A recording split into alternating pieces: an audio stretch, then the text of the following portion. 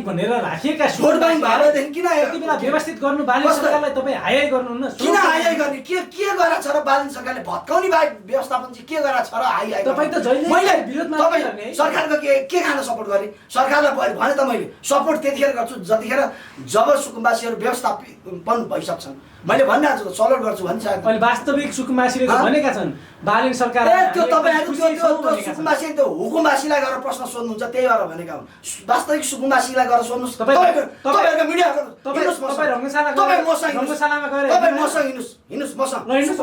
हिँड्नुहोस् तपाईँहरूको मिडिया मसँग हिँड्नुहोस् होइन भनेदेखि त्यो हुकुमबासीको पिक्चर लिएर अनि त्यहाँबाट त्यो बालिनले जे गरेर ठिक गर्यो भन्ने त्यस्ता भ्रम समाचार दुनियाँलाई नफैलाउनु तपाईँहरूको मिडियाहरूले तपाईले के जादुको छडी कस्तो जादु एकदम मैले देखाएको छु त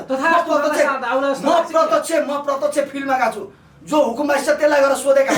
कति पत्रकार म नामै लिन्थेँ तर लिन्न ती पत्रकारहरूले हुकुमबासीलाई सोधेछन् अनि ती हुकुमबासीले बालिन सरकारले जे गरेर ठिक गर्यो सलोट सरकार भने हामीलाई थाहा छैन